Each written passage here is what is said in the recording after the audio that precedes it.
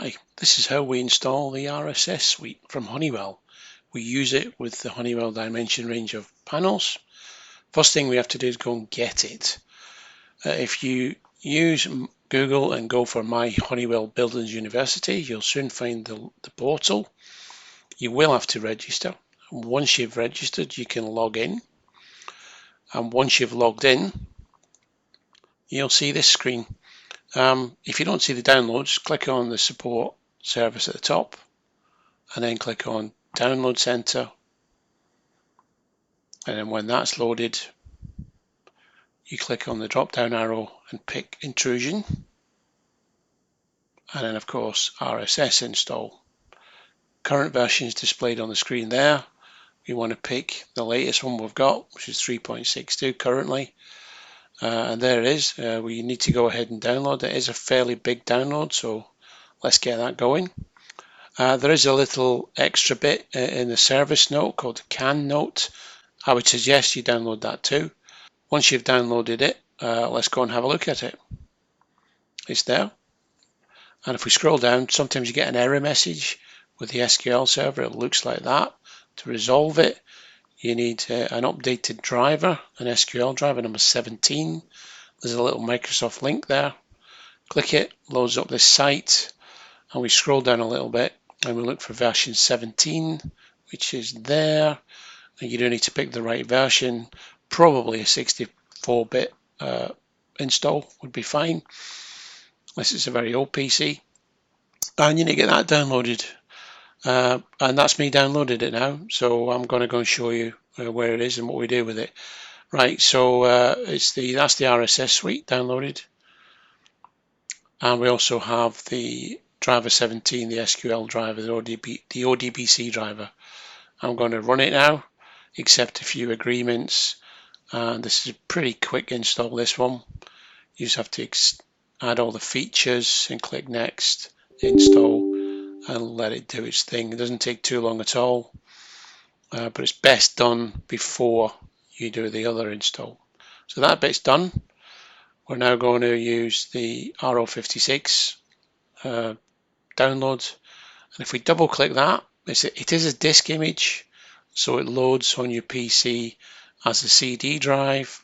So we'll just go and have a look at that. Scroll down a little bit and we'll get some more information at the bottom here so we can see it all.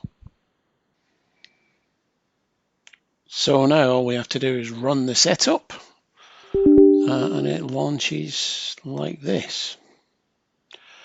We have to pick English, of course. Click next and let it do its thing. There will be some questions as we go through, so we'll hopefully try and answer them. Click next. You have to accept the agreement. We have to give it a username. We can give it any name we want, really. I'll just give it a nice friendly name. ADI training. And I'll just put ADI in the company name, doesn't really matter particularly. And just accept a few defaults, like where it's going to install it, accept the English language. Don't worry so much about the USB driver, we've got no choice really. And now what we need to do is give the SQL database a password. So you can use your favorite password. The only thing I'll say is don't forget it. You will need it to log on, or at least the RSS suite will need it to log on. So let's just click next on that. And let's let it go through the install now. It's going to take a minute or two. I'm just going to speed it up a little bit for us, so we don't have to sit and wait for it all to do, but that's it. I'll speed it up, and it may reset during the process, but that's quite normal for software. So let's just watch it carry on. Right, that's it, just about finished. The last thing you want to do is maybe give it a shortcut on the desktop so we can see it. We don't have to do anything else apart from give the front shell a little icon. So we'll click next. And then we can run it directly as well if we want to. So I'm not going to bother with that. I'm just going to click next and let it finish. The next thing we have to do is choose a encryption key. We'll just use the generated one for now. That'll be absolutely fine.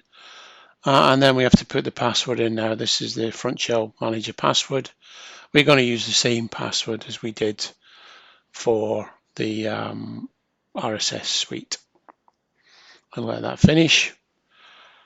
And that's us coming to the end of the install.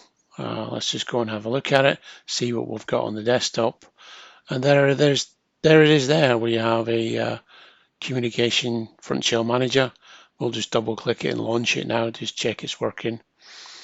And there it is, the RSS suite. As I said before, there's some defaults. The default username is manager, so we'll just type manager in here, and then we'll type the password that we entered in the previous screen. And that's it. RSS suite's been installed.